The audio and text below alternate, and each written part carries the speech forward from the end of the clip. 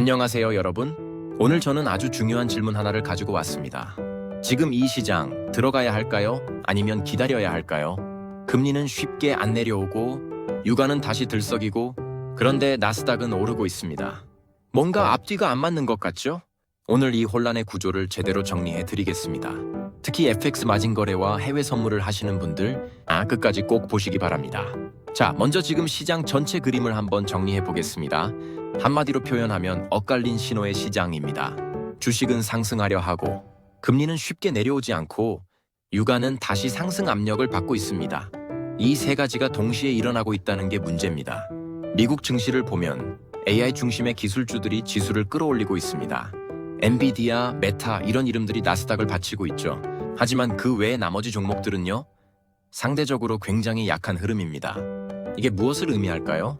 시장이 건강한 상승을 하고 있는 게 아니라 선별 상승, 즉 일부 종목만 올라가는 단계라는 겁니다. FX 마진 거래를 하시는 분들 입장에서 보면 달러 강세가 다시 살아나고 있습니다. 해외 선물에서는 유가, 금, 나스닥의 방향이 서로 충돌하는 구간이고요. 쉽게 말해서 방향이 안 보이는 시장입니다. 그렇다면 이 혼란의 원인이 뭔지 하나씩 짚어보겠습니다. 지금 시장의 핵심 변수, 첫 번째는 금리입니다. 연준, 즉 미국 중앙은행은 금리 인하를 서두르지 않고 있습니다. 그리고 시장도 이제는 빠른 금리 인하 기대를 많이 낮추고 있어요. 왜 이게 중요할까요? FX 마진 거래를 하시는 분들은 잘 아시겠지만 금리가 높게 유지되면 달러 수요는 계속 살아 있습니다. 달러가 강하면 EURUSD 같은 주요 통화상에서 상승을 제한하는 요소가 되죠. 즉 유로를 사기가 쉽지 않은 환경이 만들어지는 겁니다. 해외 선물 관점에서는 어떨까요? 금리가 오르면 나스닥이 부담을 받습니다. 왜냐하면 기술주, 성장주는 미래 가치 기반이거든요. 금리가 높을수록 그 미래 가치를 현재 시점으로 끌어올 때 할인율이 커집니다.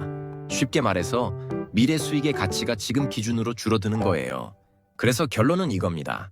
금리가 내려오기 전까지는 강한 상승보다는 변동성 중심의 장세가 이어질 가능성이 높다. 방향성보다는 등락폭을 활용하는 전략이 더 유효한 시기입니다. 두 번째 핵심 변수는 유가입니다. 최근 중동 리스크가 다시 커지면서 유가 상승 압력이 나타나고 있습니다. 그런데 유가 상승은 단순히 기름값이 올랐네 정도로 끝나는 문제가 아닙니다. 연쇄 구조가 있습니다.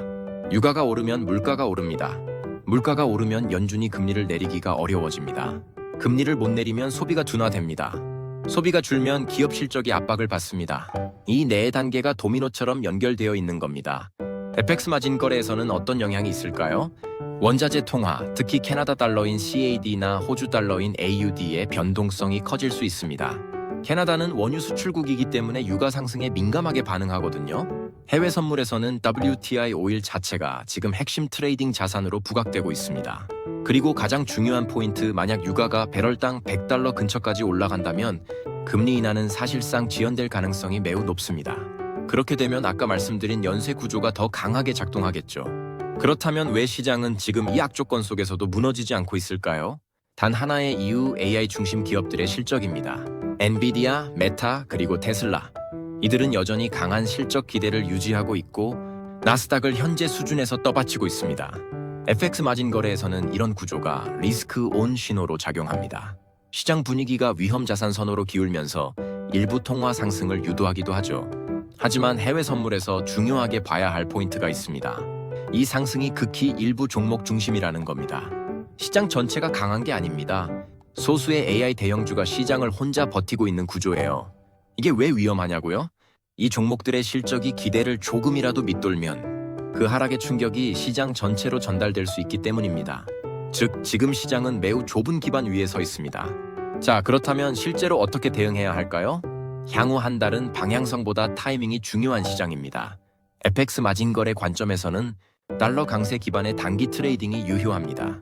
추세를 따라가는 추세 추종보다는 구간 매매, 즉 특정 구간에서 사고팔고를 반복하는 전략이 더 잘 맞습니다.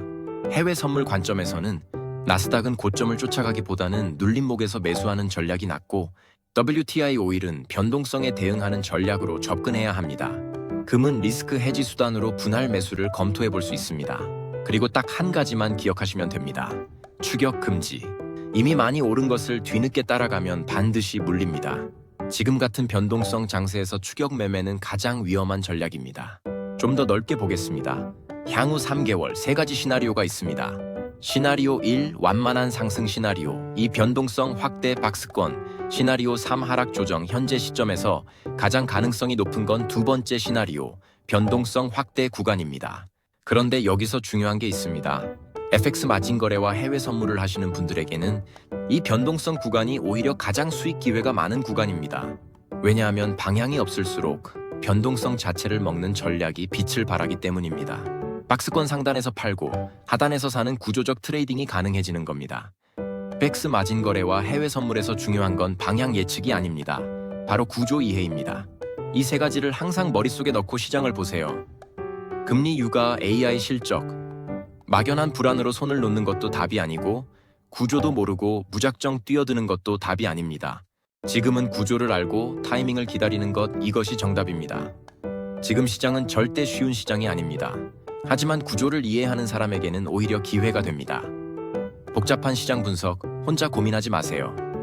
초보자도 바로 시작할 수 있는 무료 연습용 계좌와 함께 내게 맞는 거래소 선택하는 것이 중요합니다. 거래회사 선택부터 입출금까지 모두 무료로 도와드립니다.